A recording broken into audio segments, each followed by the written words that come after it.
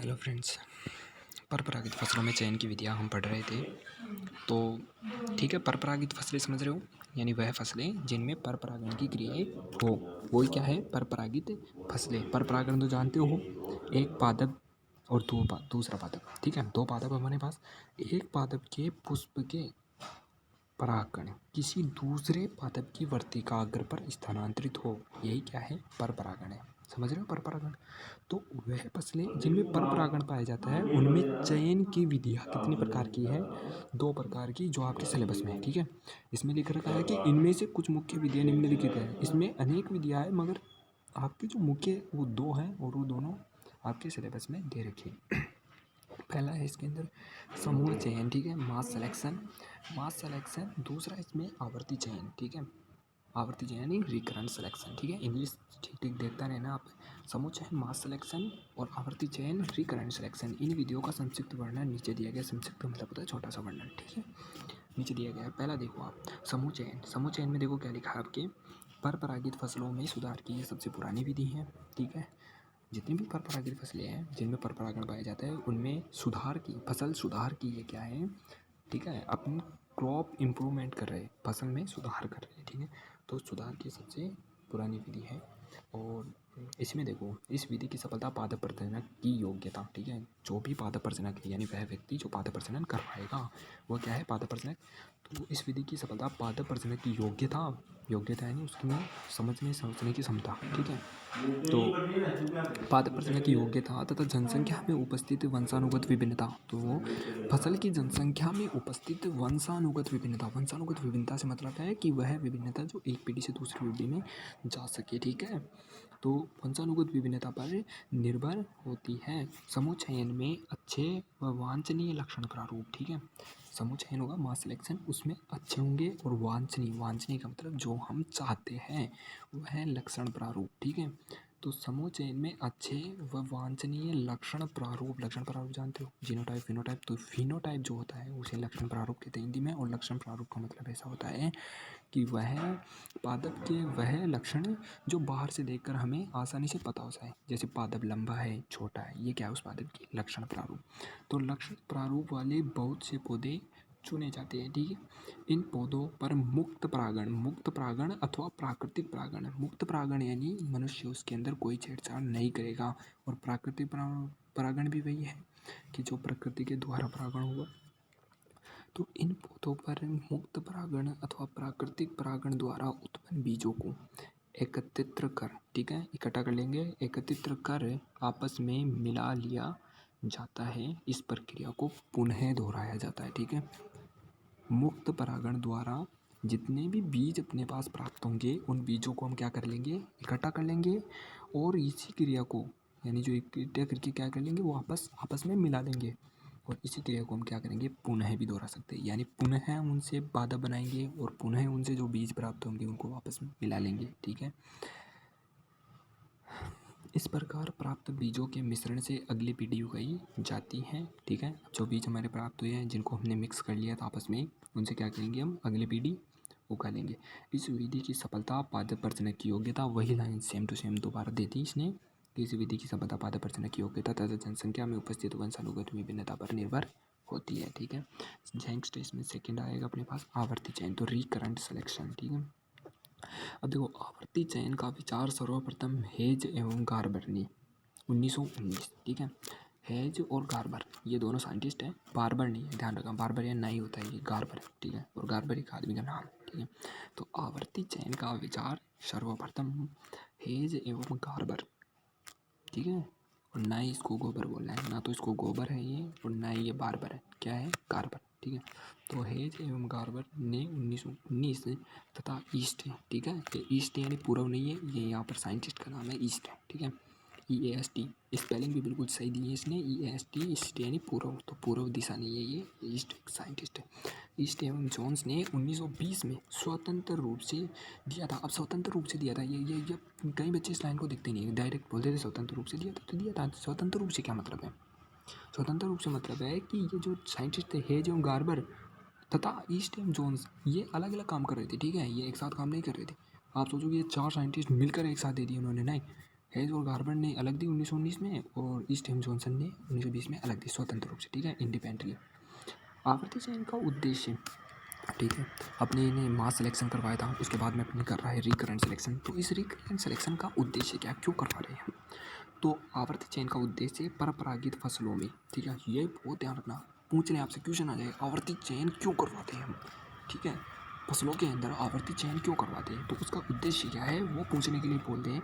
तो देखो इसके अंदर बहुत सिंपल है, आवर्ती चयन का उद्देश्य परपरागित फसलों में, यानी परपरागित फसलें समझ रहे हो, वह फसलें जिनमें परपरागण पाया जाएगा, ठीक है।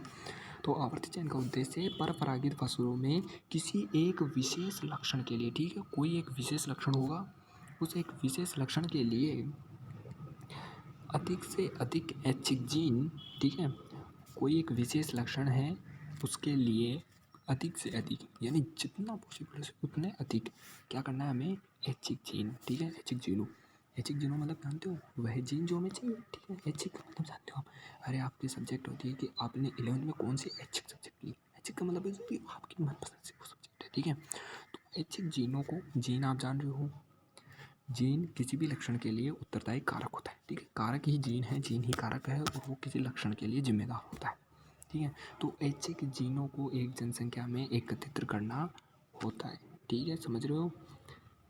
अब पूछ लेंगे आवर्ती चयन का उद्देश्य क्या है, तो आवर्ती चयन का उद्देश्य परपरागित फसलों में किसी एक विशिष्ट लक्षण के लिए अधिक से अधिक ऐच्छिक जीनों को एक जनसंख्या में, यानी वह पादपों की एक फसल है कोई, समझ लो, तो उस एक जनसंख्या में एकत्रित करना होता है, तथा साथ ही साथ, ठीक है, और इसी के साथ ही क्या कर रहा है, ये भी उद्देश्य ही है इसका, तथा साथ ही साथ जनसंख्या में आनुवांशिक विविधता भी बनी रहे, ठीक है, आनुवांशिक विविधता भी बनी रहे। आनुवांशिक विविधता तो जानते हो ना, पादपों के अंदर आनुवांशिक विविधता से मतलब है कि सेम टू सेम पादप नहीं होंगे, सभी के अंदर कुछ छोटे बड़े हो सकते हैं, किसी के अंदर जीन में थोड़ा मोटा अंदर हो सकता है, आनुवांशिक विविधता बनी रही एग्जैक्टली, तो वो एक दूसरे के क्लोन हो जाएगी ना, आनुवांशिक विविधता तो हर चीज़ के अंदर बनी रहती है, तो साथ ही साथ ही क्या कर रहा है कि इसमें कि जनसंख्या में आनुवांशिक विविधता भी बनी रहे। आवर्ती चयन मूल रूप से निम्नलिखित 4 प्रकार के होते हैं, ठीक है, आवर्ती चयन मूल रूप से कितने प्रकार के होंगे, 4 प्रकार के, आप इसमें शॉर्ट में लिखना SRS, ठीक है, सिंपल रिकरेंट सिलेक्शन, फिर लिखना recurrent selection for general combining ability, ठीक है, तो इसका मतलब है RSGCA। अब आप बोलोगे कि सर ऐप भी लिखेंगे, ऐप नहीं लिखना है, ठीक है, ऐप का कोई मतलब नहीं करना था, तो recurrent selection for general combining ability, और ठीक है, कोई सामान्य संयोजन करना है किसी फसल के अंदर, तो उसके लिए आवर्ती चयन है ये, विशिष्ट संयोजन, ठीक है, कोई आप विशिष्ट संयोजन करना है हमें, उसके लिए क्या करना है, विशिष्ट संयोजनता के लिए आवर्ती चयन, यानी recurrent selection for specific combining ability, यानी RSSCA, ठीक है, RSSCA, ठीक है, ये हो गया। उसके बाद में देखो आवर्ती व्युत्क्रम आवर्ती चयन, यानी रेसिप्रोकल रिकरेंट सिलेक्शन, यानी RRS, इसमें पहला दे दिया। सरल आवर्ती चयन एवं अन्य आवर्ती चयन विधियाँ मूलतः भुट्टे से पंक्ति रूपांतरण है, ठीक है।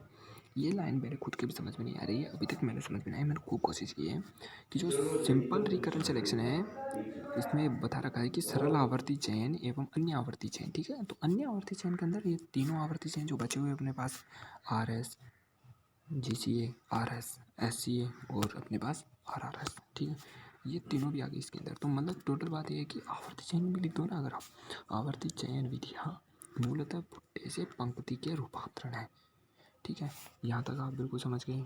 उसके बाद में अपनी ये जो चार्ट आ रहा है ये आपके जो समूह चयन आया था उसका ये चार्ट है, आप नीचे देख सकते हो, परपरागित फसलों में समूह चयन का रेखा चित्र द्वारा प्रदर्शन। तो ये नहीं है आपके सरल आवर्ती चयन का, और सरल आवर्ती चयन का जो दूसरा चार्ट है वो है आपके। तो पहले ये देखो, इसमें देखो क्या लिखा है, इसमें देखो क्या लिखा है, आप ठीक से देखो, बिल्कुल सही है ना। इसमें देखो क्या लिखा हुआ है कि पहला टॉपिक है कई उन्नत लक्षण प्रारूप वाले पौधों का चयन किया जाता है, ठीक है, कोई अपने पास पॉपुलेशन है किसी फसल की और उस फसल में से हम उन्नत जो बढ़िया शानदार है ठीक है। लक्षण प्रारूप यानी आप समझ रहे हो, फिनोटाइप, लक्षण प्रारूप यानी बाहर से देखने पर। अब उन्नत लक्षण प्रारूप जैसे हमें बड़े पौधे चाहिए, ठीक है, तो बड़े बड़े पौधे छांट लिए, तो चयन कर लिया, चयनित पौधों में 100 परागण किया जाता है, ठीक है। अब जो भी पौधे हमने चयन किए उनके अंदर क्या करेंगे, हम पहले 100 परागण करवाएंगे, ठीक है। 100 परागण करा रहे, अब 100 परागण के बाद भी देखो क्या करें, चयनित बीजों पौधों के बीजों को अलग अलग एकत्रित करते हैं। अब जो भी पौधे हमने चयनित किए उनमें जिनमें 100 परागण करवाया, ठीक है, तो 100 परागण हमें आर्टिफिशियली करवाना पड़ेगा, हो सकता है उनमें पर परागण भी हो। तो 100 परागण जब आर्टिफिशियल कराए तो अपने पास हर पौधा अलग अलग है, और उस अलग अलग पौधों को क्या करेंगे, हम बीजों को भी अलग अलग एकत्रित कर लेंगे। इन बीजों का मूल्यांकन करके, ठीक है, उन्नत बीजों का चयन करेंगे। अब इन बीजों का मूल्यांकन करके इनमें से क्या करेंगे, उन्नत बीज छाटेंगे।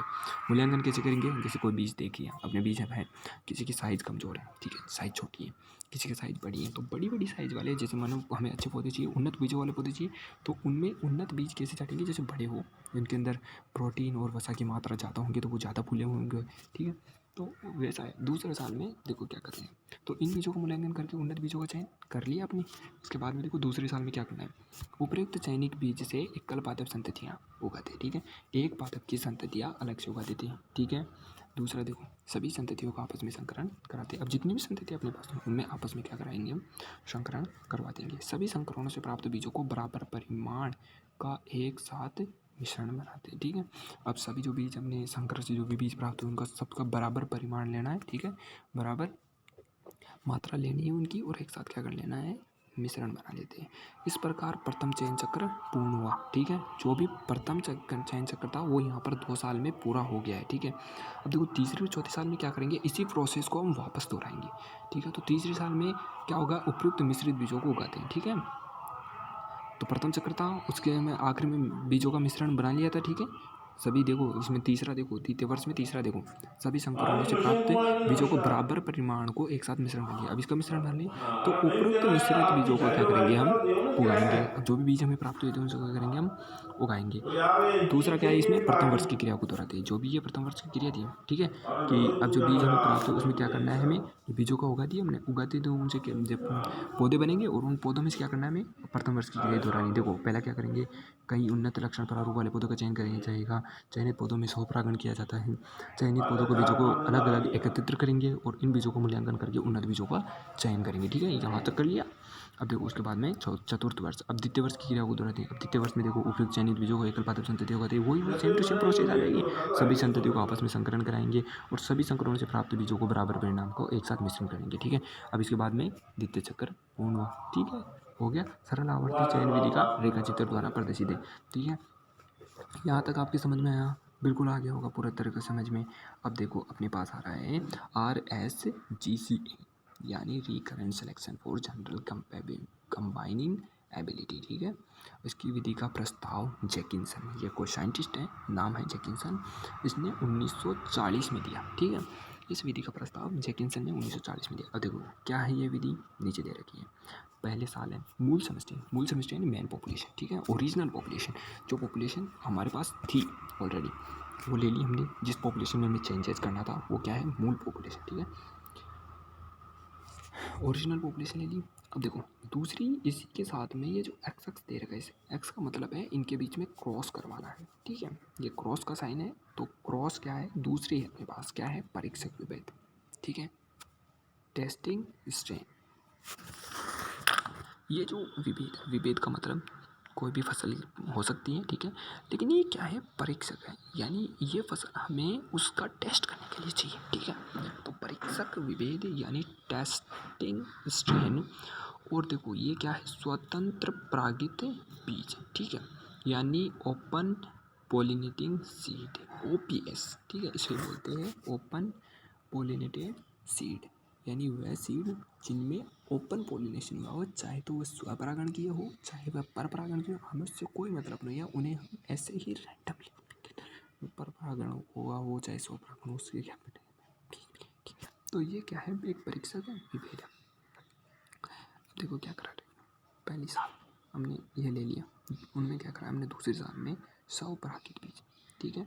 अब इन स्वपरागित बीजों को इनमें जो मूल समस्या है उसमें क्या करवाया हमने, स्वपरागण करवाया।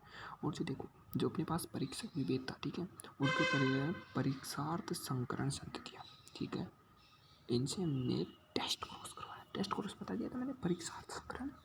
तो इसमें क्या करवाया कि हमने टेस्ट क्रॉस से जो संततियाँ प्राप्त हुई उनका हम क्या कर रहे हैं, देखो पुनरावर्तित उपज परीक्षण, ठीक है, यानी इनका हम उपज परीक्षण कर रहे हैं।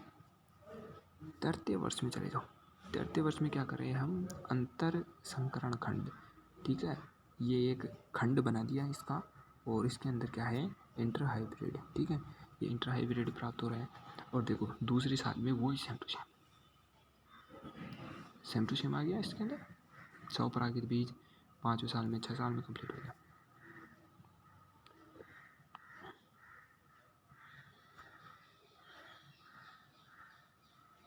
ठीक है, अब इसमें हम पढ़ेंगे हम किसी समष्टि से कई उन्नत पौधों का चयन करेंगे, ठीक है, चयनित पौधों में स्वपरागण होने देते हैं, ठीक है, स्वपरागण हो गया। थर्ड देखो इसमें, साथ ही सामान्य संयोजन क्षमता का पता करने के लिए किसी परीक्षक विभेदीय पौधे 8 से 10 से संकरित करते हैं। तो ठीक है, अब इसके अंदर हमें क्या चेक करनी है, जनरल कंबाइनिंग एबिलिटी, सामान्य संयोजन क्षमता। और इस सामान्य संयोजन क्षमता के लिए हमने क्या किया कि किसी परीक्षक विभेद, ठीक है, कोई भी परीक्षक विभेद टेस्टिंग स्ट्रेन हो सकता है, उसके हमने 8 से 10 पौधे ले लिए। चयनित पौधों को नर जनक के रूप में, ठीक है, जितने भी अपने पास जो मूल समष्टि के पौधे थे उनको हमने क्या किया, नर जनक के रूप में लिया।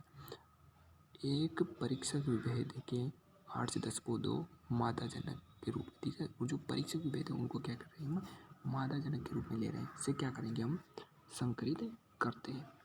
ओके, उसके बाद में देखो प्रत्येक चयन किए गए पौधों के स्वपरागण, ठीक है, प्रत्येक चयन किए गए पौधों के स्वपरागण तथा परीक्षार संकरण से उत्पन्न बीजों को अलग अलग एकत्रित करते, ठीक है, इनके पौधों को बीजों को क्या कर लिया हमने, अलग अलग एकत्रित कर लिया।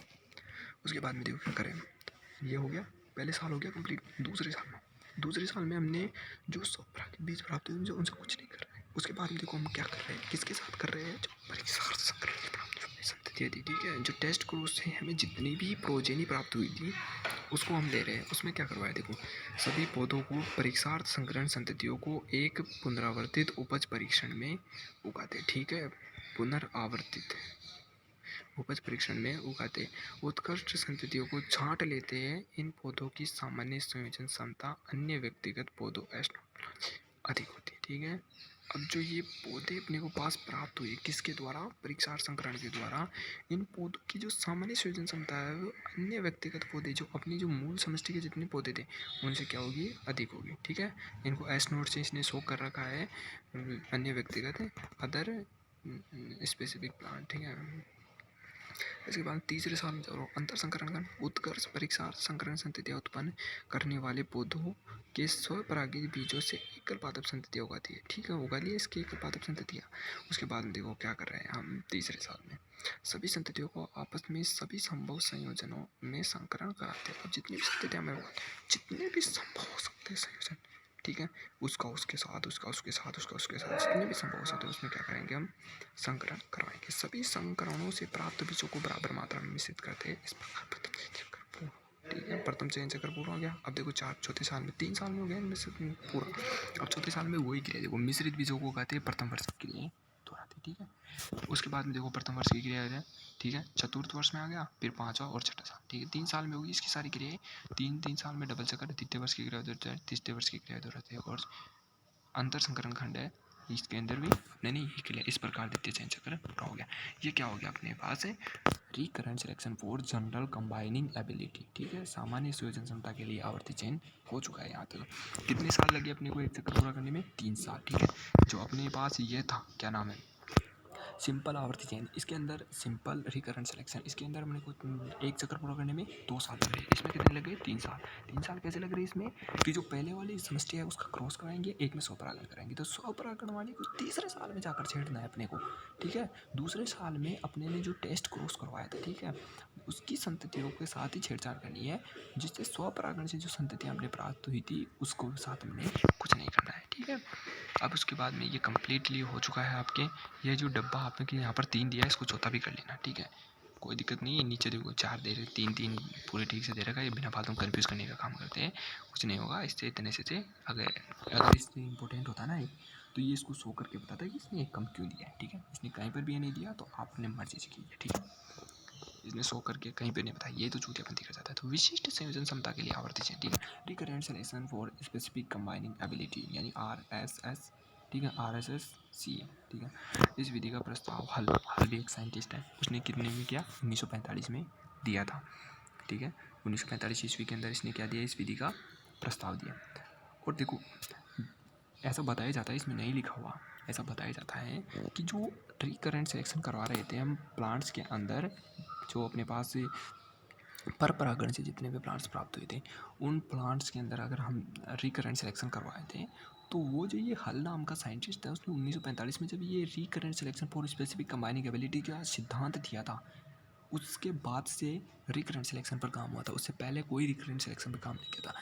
सिद्धांत सभी ने दिए थे, जैसे बताया कि उससे पहले वाले ने 1940 में दे दिए थे, उससे पहले वाले ने और भी जल्दी दिए होंगे सिंपल रिकरेंट सिलेक्शन के, लेकिन काम उसके बाद में स्टार्ट हुआ कभी, इस हल नाम के साइंटिस्ट मालूम। तो ठीक है, ये कभी आपको नहीं पूछेगा, कोई बड़ी एग्जाम में पूछ सकता है आपको, इसमें कभी नहीं पूछेगा आपको कि भाई जो रिकरेंट सिलेक्शन हुए वो किस रिकरेंट सिलेक्शन की कौन सी विधि के बाद में स्टार्ट हुए, जितने भी इस पर काम करना कब से स्टार्ट हुआ, ठीक है।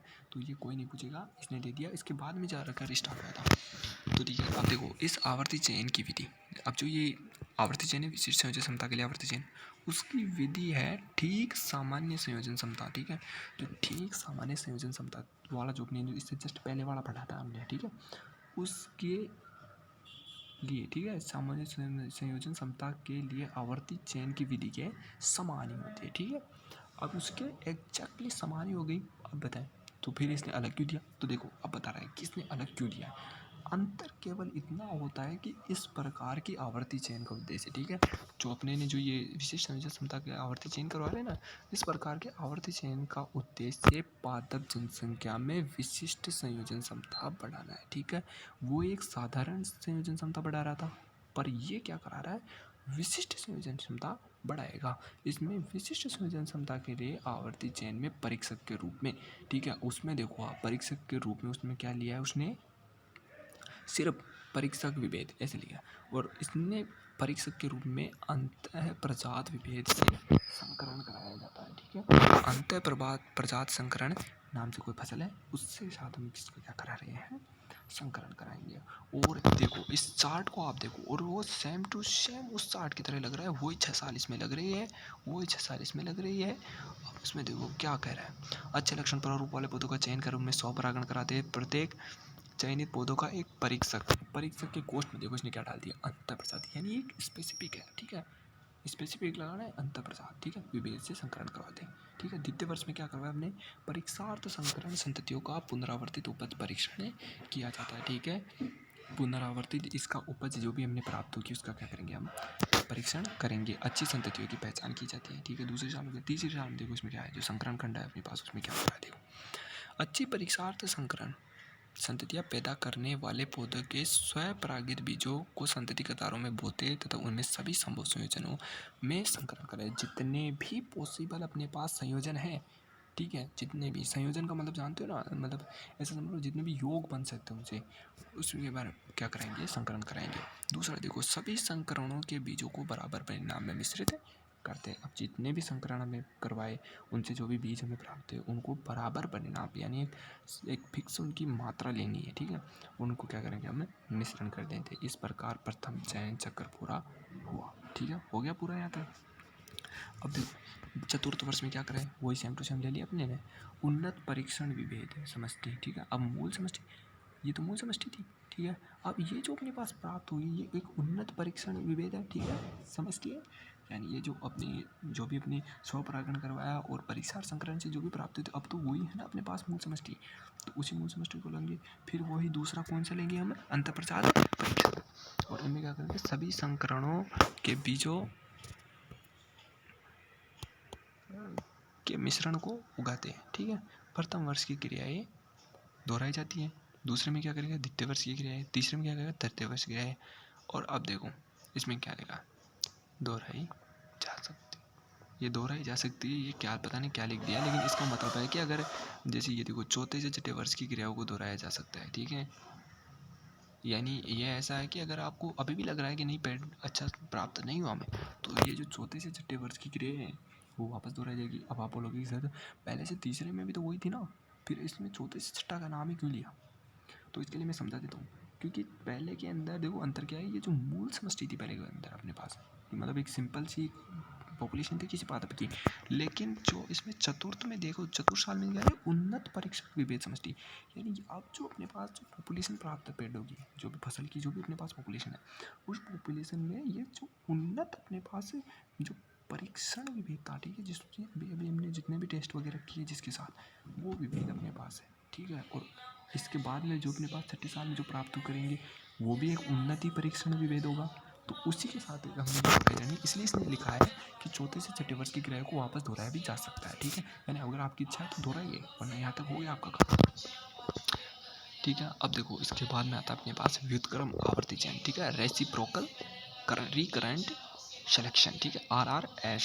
इस विधि का सुझाव कॉम्स्टॉक, रॉबिन्सन एवं हार्वे, ये 3 साइंटिस्ट हैं, उन्होंने कब दिया, 1949 में दिया था।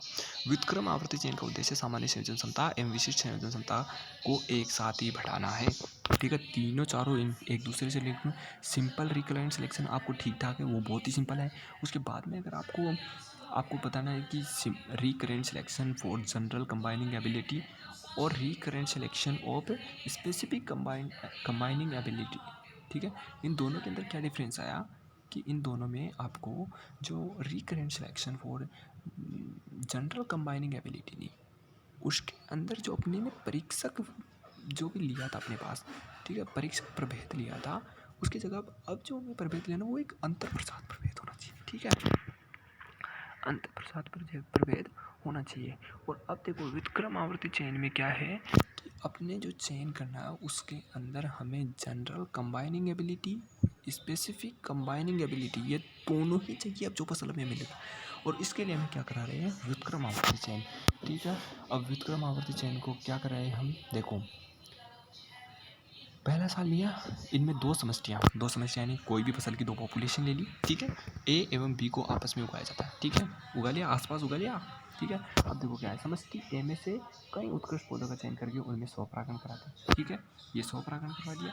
अब देखो ए से चुने गए प्रत्येक पौधे का समष्टि बी के 8 से 10 पौधों से संकरण यानी परीक्षार्थ संकरण करवाना है, ठीक है, और बी वालों को ए वालों से करवाना है। तो लिखो समष्टि बी में से कई उन्नत पौधों का चयन करके उनमें स्वपरागण कराते हैं तथा चुने गए पौधों का समष्टि ए के पौधों से परीक्षार्थ संकरण कराते हैं, ठीक है।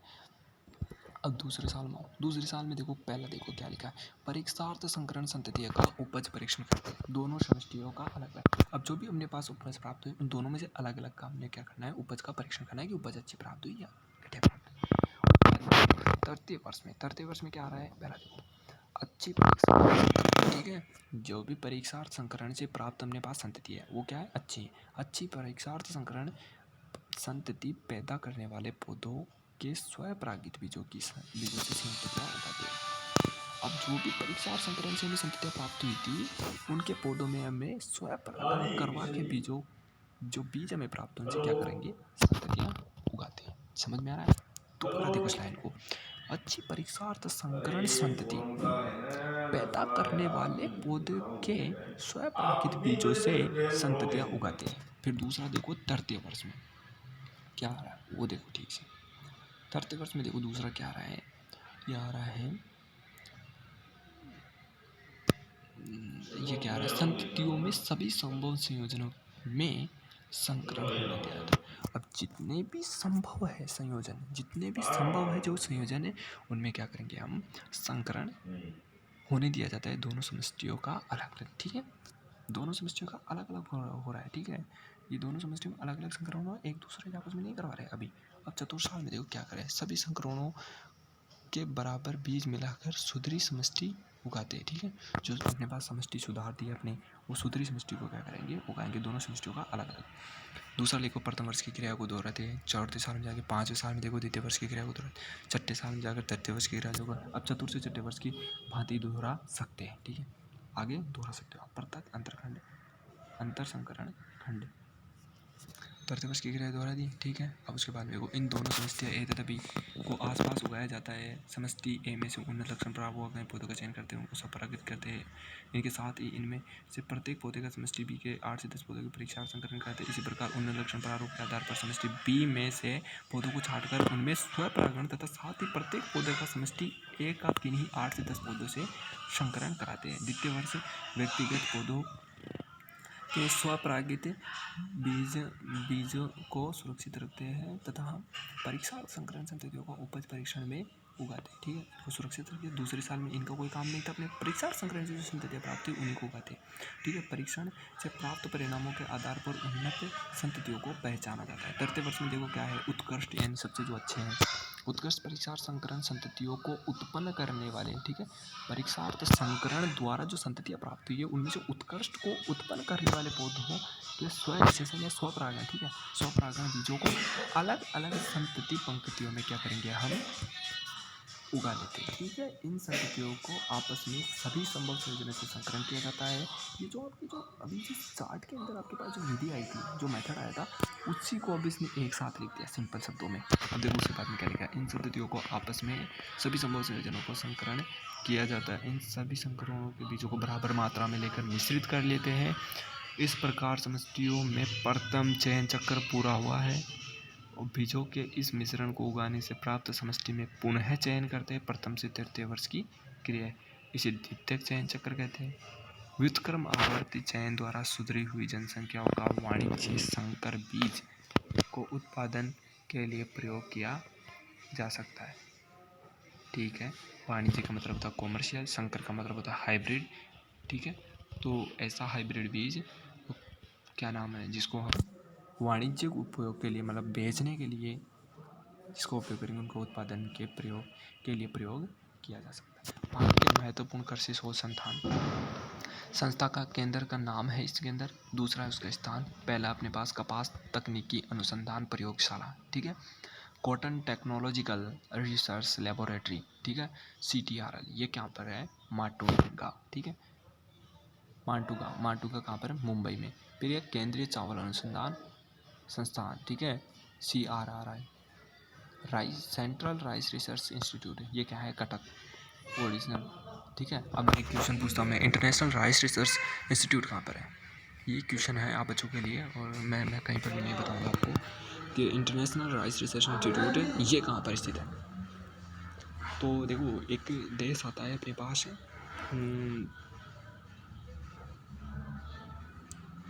इंटरनेशनल राइस रिसर्च इंस्टीट्यूट है, तो एक देश आता है उसका नाम है, जिस पर अभी क्या है कि अभी कुछ दिनों पहले है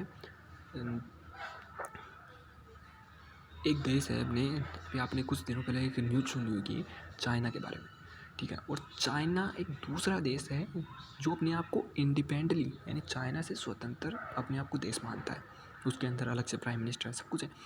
उस देश का नाम है ताइवान, ठीक है। और चाइना अपने ताइवान को अपना मानता है कि ठीक है ये तो अपना पार्ट है, ठीक है। जैसे अपनी इंडियन गवर्नमेंट है वो जम्मू कश्मीर अपना है, सबको पता है, लेकिन पाकिस्तान अपने आप को समझता है कि नहीं जम्मू कश्मीर तो अपना है। तो ऐसा ही चाइना के साथ है, चाइना एक देश है जिसका नाम ताइवान है और ताइवान को अपना मानता है, ठीक है। जबकि ताइवान के लोग और ताइवान के अंदर एक अलग कॉन्स्टिट्यूशन है, अलग वहाँ की एक रिसर्च है। तो मैं इतना इसलिए समझा रहा हूँ कि आपको ठीक से याद होगा, चाइना आपको अच्छी तरह जानते हो और ताइवान आप अच्छी तरह से जान गए होंगे क्योंकि चाइना ताइवान को अपना मानता है, ठीक है। ऐसा ही एक देश है हांगकांग, हांगकांग को भी चाइना अपने आप को अपने अंडर मानता है कि ठीक है ये भी अपना अंडर है। तो ताइवान जो है वहाँ पर इंटरनेशनल राइस रिसर्च इंस्टीट्यूट स्थित है, इस चीज़ का ध्यान रखना आप अच्छे से, ठीक है।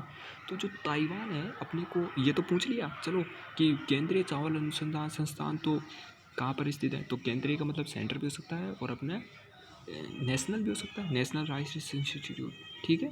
तो ये कहाँ पर स्थित है, अपने कटक उड़ीसा नाम का देश है। लेकिन IRRI यानी इंटरनेशनल राइस रिसर्च इंस्टीट्यूट, अंतर्राष्ट्रीय चावल अनुसंधान संस्थान, ये कहाँ पर है, तो वो है ताइवान के अंदर, ठीक है। पता चल गया आपको। केंद्रीय तंबाकू अनुसंधान संस्थान, ठीक है। तो सेंट्रल टोबैको रिसर्च इंस्टीट्यूट ये क्या है, आंध्र प्रदेश। तो ठीक है, आंध्र प्रदेश में इसलिए है, आपको मैं बता दूँ कि सबसे ज़्यादा उत्पादन तंबाकू का आंध्र प्रदेश में होता है। ठीक है, तो वहाँ पर ये क्या स्थित है, राजा मुंद्री नाम की जगह है और उस जगह आंध्र प्रदेश में स्थित है। और यहाँ पर सेंट्रल टोबैको रिसर्च इंस्टीट्यूट स्थित है। ठीक है, केंद्रीय शुष्क क्षेत्र अनुसंधान क्षेत्र, ये तो बहुत ही अच्छे अपने एरिया है, इसे हम काजरी कहते हैं, central arid zone research institute काजरी। और ये आपके जीके के पर्सपेक्टिव से भी काफ़ी इंपॉर्टेंट क्वेश्चन है। ठीक है, जीके में कई बार आपके जो राजस्थान जीके होता है उसके अंदर कई बार पूछ लेता है कि काजरी कहाँ स्थित है, डायरेक्ट काजरी दे देता है, वो हिंदी के अंदर लिख के दे देता है काजरी, काजरी कहाँ स्थित है, डायरेक्ट क्वेश्चन दे देता है। और ये कहाँ पर स्थित है, जोधपुर के अंदर स्थित है, अपना जो जोधपुर है उसके अंदर। उसके बाद में आप देखो 5वां आता है गन्ना प्रजनक संस्थान। ठीक है, देखो हर एक जगह से आपको एक जियोलॉजिकल लोकेशन के बारे में पता पड़ेगा। देखिए यहाँ पर जैसे चौथे टॉपिक में आ रहा था केंद्रीय शुष्क क्षेत्र अनुसंधान संस्थान। ठीक है, तो central arid zone research institute. ठीक है, शुष्क से मतलब क्या है, देखो अपने अगर भारत के अंदर बात करें तो राजस्थान ही है सबसे ज़्यादा शुष्क है। तो कहाँ पर, आपको इतना तो पता चल गया कि ये राजस्थान में स्थित है। ठीक है, अब राजस्थान में अगर हम बात करें कौन से राजस्थान में, तो अपने को पता है कि पश्चिमी राजस्थान के अंदर ज़्यादा रेतीला इलाका पड़ता है। ठीक है, शुष्क एरिया वहाँ पर ज़्यादा होगा। अगर पश्चिमी राजस्थान की बात करें तो अब वहाँ पर आप दिमाग लगाना कि ठीक है कौन सा एरिया हो सकता है, आप दिमाग लगाइए कौन सा एरिया हो सकता है। तो वही एरिया होगा ना जो उस एरिया में ज़्यादा डेवलप होगा, वहीं पर तो जाकर मिलेगा ना। तो उस एरिया में उस वो जो भी जितने भी 12 ज़िले हैं अपने पश्चिमी राजस्थान के जो रेगिस्तानी इलाके हैं उनमें सबसे ज़्यादा डेवलप है जोधपुर, और इसलिए ये कहाँ पर स्थित है, जोधपुर में स्थित है। समझ गए, बहुत ईजी है समझना। उसके बाद में देखो गन्ना प्रजनन संस्थान। ठीक है, sugar cane breeding institute, SBI, state bank of India नहीं है। यहाँ पर SBI का मतलब है स्टेट बैंक ऑफ इंडिया नहीं है, ध्यान रखना, फिर से मैं बोल रहा हूँ स्टेट बैंक ऑफ इंडिया नहीं है, शुगर केन ब्रीडिंग इंस्टीट्यूट। ठीक है, ब्रीडिंग इंस्टीट्यूट ये कहाँ पर स्थित है, कोयम्बटूर तमिलनाडु। ठीक है, तो कोयम्बटूर नाम की जगह है तमिलनाडु में, वहाँ पर ही स्थित है। ठीक है, गन्ना का सबसे उत्पादन तमिलनाडु में, ये ध्यान रखना, आप ऐसे समझना अपने। जूट तकनीकी अनुसंधान प्रयोगशाला, jute technological research institute Kolkata west Bengal, भारतीय कृषि अनुसंधान केंद्र तो इंडियन एग्रीकल्चर रिसर्च इंस्टीट्यूट है ना।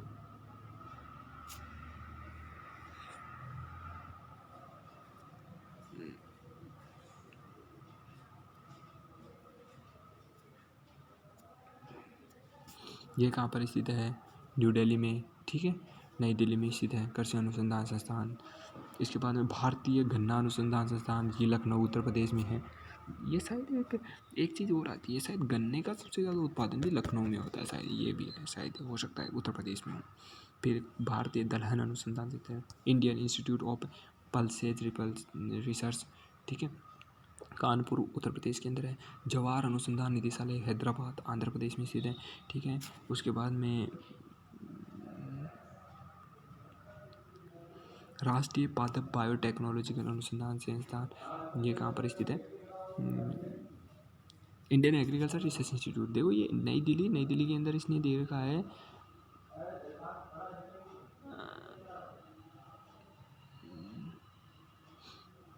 नई दिल्ली, और नई दिल्ली में देखो क्वेश्चन क्या डाल रखा है, IARI Indian agriculture research institute. तो ये जो नई दिल्ली में जो अपने पास भारतीय कृषि अनुसंधान संस्थान था उसी के अंदर राष्ट्रीय पादप बायोटेक्नोलॉजिकल अनुसंधान केंद्र भी स्थित है, इस चीज़ का ध्यान रखना। मूंगफली अनुसंधान निदेशालय ये जूनागढ़ गुजरात में स्थित है।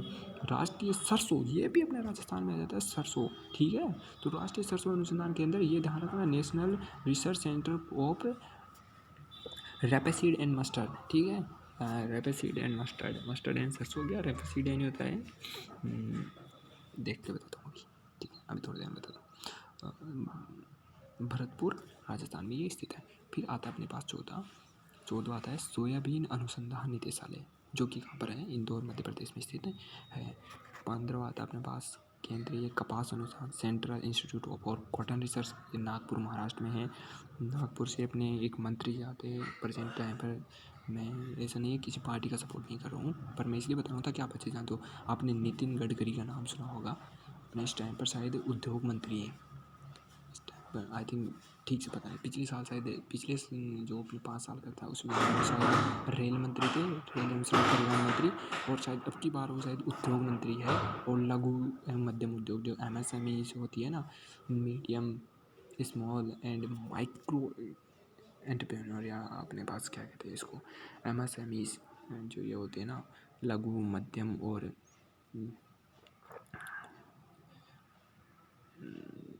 लघु, देखो इस आता है माइक्रो, स्मॉल, लघु है, माइक्रो मतलब होता है अति लघु, अति लघु, इसमें लघु और मध्यम जो उद्योग होते हैं अपने पास है ना, उनके वो शायद इस टाइम पर मंत्री है। सोयाबीन अनुसंधान संस्थान, ये मतलब अपने डायरेक्टरेट ऑफ सोयाबीन रिसर्च, ठीक है, इंदौर मध्य प्रदेश में। केंद्रीय कपास अनुसंधान संस्थान नागपुर महाराष्ट्र में। तो ये जो नागपुर महाराष्ट्र, ये ऐसे बात है। हैदराबाद आप जानते हो, कमलेजी कंप्यूटर रूम में, कंप्यूटर रूम में, हाँ, ये 4 नंबर। इसके बाद में 16 जो टॉपिक आता है, उसके बाद में तिलहन अनुसंधान निदेशालय, और ये कहाँ पर स्थित है, हैदराबाद, आंध्र प्रदेश में, ठीक है। उसके बाद में 17 देखो, भारतीय गेहूँ एवं जौ अनुसंधान संस्थान, ये करनाल हरियाणा में, आपको पता है हरियाणा, देखो लुधियाना हरियाणा, इनका भी नाम है।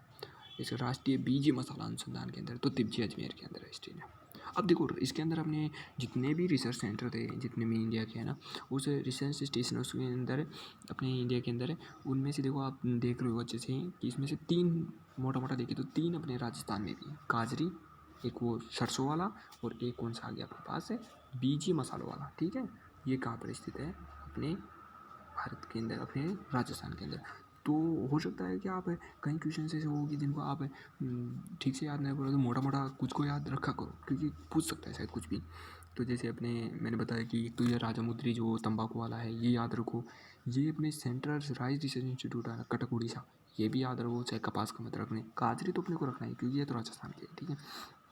उसके बाद में अगर आप मैं मोटा मोटा ले रहा हूँ मैं, तो जैसे एक गन्ना प्रजनक संस्थान एक तो, और एक भारतीय गन्ना अनुसंधान संस्थान, ये दोनों कन्फ्यूज़ करेंगे तो इसको भी वो उठा कर दे सकता है। तो भारतीय गन्ना अनुसंधान केंद्र लखनऊ उत्तर प्रदेश, तो उत्तर प्रदेश की राजधानी क्या है, देखो लखनऊ, तो उत्तर प्रदेश की राजधानी लखनऊ, और लखनऊ के अंदर ही भारतीय गन्ना अनुसंधान संस्थान स्थित है।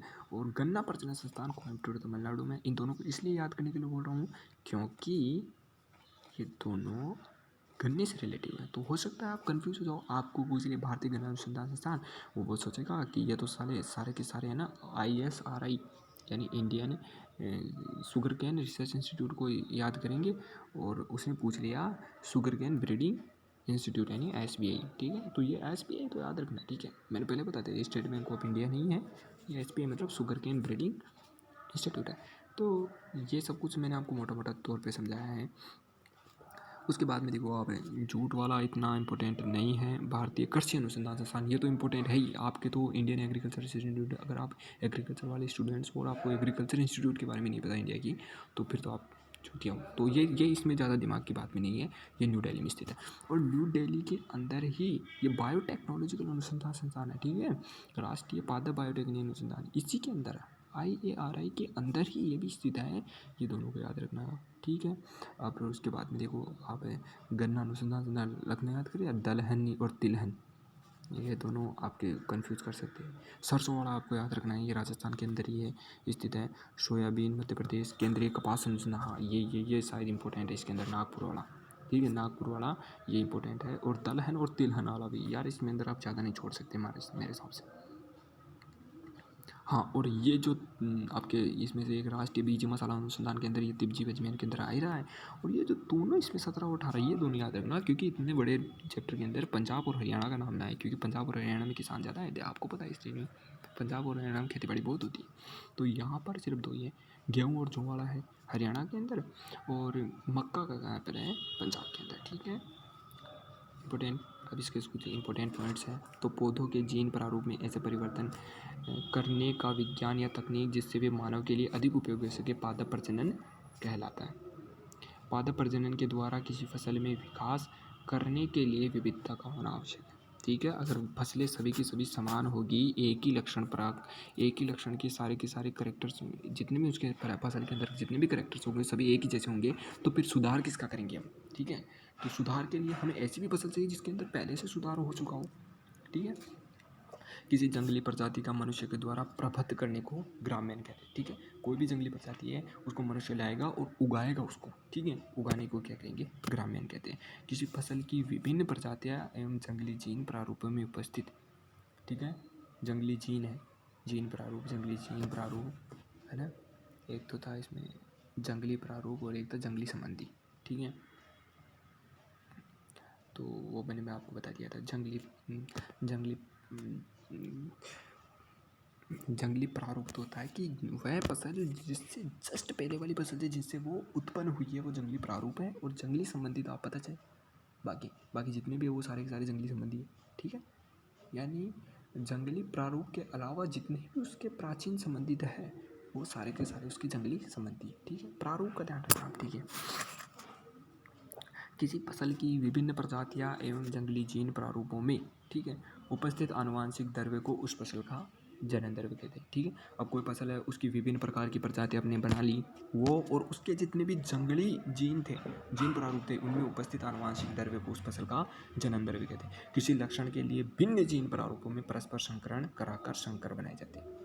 ठीक है, अब कोई लक्षण हमें किसी फसल के अंदर प्रकट करना है तो हम क्या करेंगे कि जो भिन्न जीन प्रारूप की फसलें, जीन प्रारूप जिनके अंदर अलग अलग जीन प्रारूप पाया जाएगा वो फसलें हैं, उन पर परस्पर संकरण कराकर संकर बनाए जाते हैं। संकर का मतलब है हाइब्रिड बनाया जाता है। ठीक है, संतति जो भी हमें प्राप्त होगी वो हाइब्रिड होगी। ठीक है, पुंज विधि, वंशावली विधि, प्रतीप संकरण और संकरण पर आधारित विधियाँ। इसी के साथ एक और लिख लो आप इसमें बहुसंकरण। ठीक है, ये जो चैप्टर हो चारों आ जाएंगी इसके अंदर। आपके जो संकरण में 4 विधि दी थी इसने, पुंज विधि, वंशावली विधि, प्रतीप संकरण और बहुसंकरण विधि, ये सारे के सारे इसमें लिख लो। इसमें बहुसंकरण भी लगा लो, इंपोर्टेंट नोट्स है। समूह चयन, शुद्ध वंशक्रम चयन, चयन पर आधारित विधियाँ है। तो ठीक है, अब समूह चयन और शुद्ध वंशक्रम चयन ये चयन पर आधारित विधियाँ तो है, लेकिन इनके साथ में एक चीज़ और लिखो, इसके साथ में लिख दो स्वपरागित फसलों में। ठीक है, स्वपरागित फसलों में समूह चयन, शुद्ध वंशक्रम चयन चयन पर आधारित विधियाँ है। और परपरागित फसलों में समूह चयन तो था ही, और उसी के साथ में क्या था? आवर्ती चयन। ठीक है, हो गया, वेरी सिंपल। अब किसी जीन प्रारूप को नए स्थान या वातावरण में उगाने की क्रिया को पादप पूर्व स्थापन कहते हैं। ठीक है, कि उस स्थान पर उगाएंगे जहाँ पर वो पहले से उपस्थित ना हो, वही क्या है? पादप पूर्व स्थापन। इसके बाद में देखो 9वां टॉपिक है, किसी जीन प्रारूप का नए एवं परिवर्तित वातावरण में अभ्यस्त होना अनुकूलन कहलाता है। ठीक है, कोई भी जीन प्रारूप हमने लिया, किसी भी फसल में कोई जीन प्रारूप था वो लिया और वो किसी नए परिवर्तित वातावरण के अंदर अपने आप को परिपक्व कर लेता है, अपने आप को फल फूला लेता है, तो वही उसका क्या कहलाता है? अनुकूलन। यानी वह उस वातावरण के प्रति क्या हो गया है? अनुकूलित हो गया है। समझ में आया यहाँ तक? 10वां टॉपिक देखो, भारत में राष्ट्रीय पादप अनुवांशिक संस्थान, ठीक है, NBPGR जनन द्रव्य को एकत्रित एवं सुरक्षित करता है। और NBPGR की फुल फॉर्म इंग्लिश में बोलो, national bureau for plant genetical resources. ठीक है, पादप आनुवांशिक संसाधन। और ये कहाँ पर स्थित है? न्यू दिल्ली में। ठीक है, और न्यू दिल्ली में वहाँ पर उसके ईसापुर प्रभेद वो जानते हो, ईसापुर प्रक्षेत्र जो उसका एक न्यू दिल्ली में एक अलग से एरिया बना रखा है ईसापुर नाम से, वो भी आप ध्यान रखना। उसके बाद देखो 11वां, किसी फसल के क्रस्ट प्रारूप एवं जंगली प्रारूप में, और ये क्रस्ट नहीं है यहाँ पर ध्यान रखना, ये कृष्य है, टैग को यह करना, कृष्य का मतलब तो खेती करने वाले। ठीक है, तो किसी फसल के कृष्य प्रारूपों एवं जंगली प्रारूपों में उपस्थित विभिन्नता में धीरे धीरे कमी होने को आनुवांशिक अप्रदन कहते हैं। ठीक है, अपने पास कोई भी फसल है, ये वो बियाड़ हो जाए बेटा, अपने पास कोई भी फसल है, कोई भी अपने पास कृषि प्रारूप है और उसके जितने भी जंगली प्रजातियाँ, ठीक है, जंगली संबंधित है, उन सब जंगली प्रारूपों में जंगली संबंधी और जंगली प्रारूप, ये एक बार देखना पड़ेगा मेरे को लग रहा है यहाँ पर गड़बड़ हो गई यार, यहाँ पर गड़बड़ हो गई।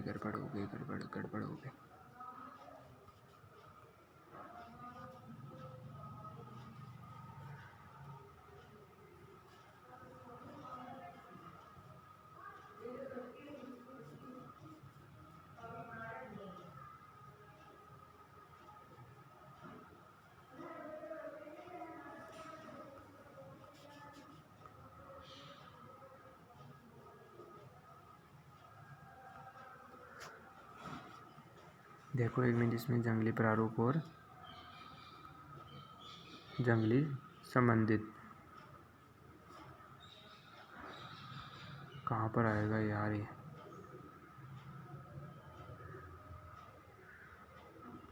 यहाँ पर तो नहीं आएगा यार, ये कहाँ गया वो। ये देखो, किसी फसल का जंगली प्रारूप वह जंगली प्रजाति होती है जिससे कि उस फसल की सीधे उत्पत्ति हुई होती है। सही है यार, ये देखो सही है मेरा।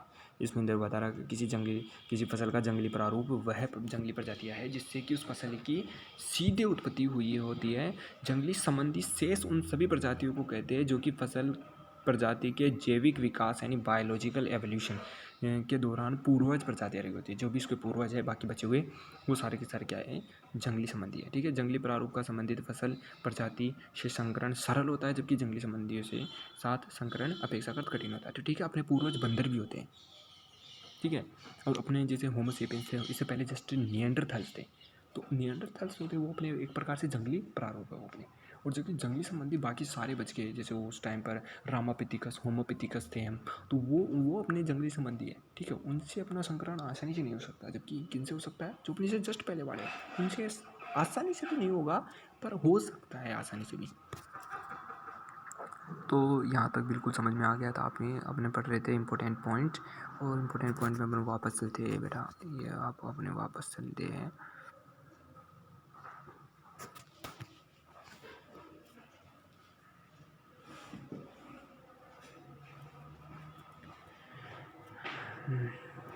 ये जो भी कुछ समझ में है वो ठीक से आप कमेंट करना, ठीक से क्वेश्चन पूछना, आप कमेंट करके पूछ सकते हो। ये मैं आपको अपॉर्चुनिटी दे रहा हूँ। और देखा उसके बाद में अपने क्या था क्वेश्चन, देखो प्रतीप संकरण। यहाँ देखो, संसार के कुछ विशिष्ट क्षेत्रों में फसलों की जंगली प्रजातियों को उद्गम केंद्र है। ये उद्गम केंद्र बता दिए थे हमने। चाइना से कौन कौन सी चीज़ें प्राप्त हुई है, इंडिया से कौन कौन सी जहाँ आपकी यहाँ पर उद्गम केंद्र इंडिया कौन कौन सा था। उसके अंदर Mexico, America, south America, north America, उनके अंदर बहुत सारी जगह थी ऐसी। ठीक है, आप मैक्सिको जानते होंगे, अमेरिका है, अमेरिका के जस्ट ऊपर कनाडा है, और अमेरिका की जस्ट नीचे कौन सा है, मैक्सिको देश है। और ये तीनों के तीनों नॉर्थ अमेरिका आइलैंड है। आइलैंड कैसे बोल रहा हूँ मैं इसको जितने भी अपने क्या है, महाद्वीप है। महाद्वीप को इंग्लिश में क्या कहते हैं यार,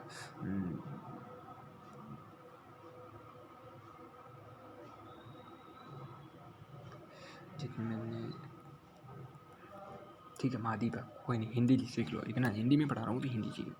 आते हैं, संसार के कुछ विशिष्ट क्षेत्र फसलों की जंगली प्रजातियों के उद्गम केंद्र है। ये बता दिया। शुद्ध वंशक्रम द्वारा किसी भी विविधतापूर्ण समष्टि में सर्वाधिक सुधार होता है। ठीक है, ये ध्यान रखना।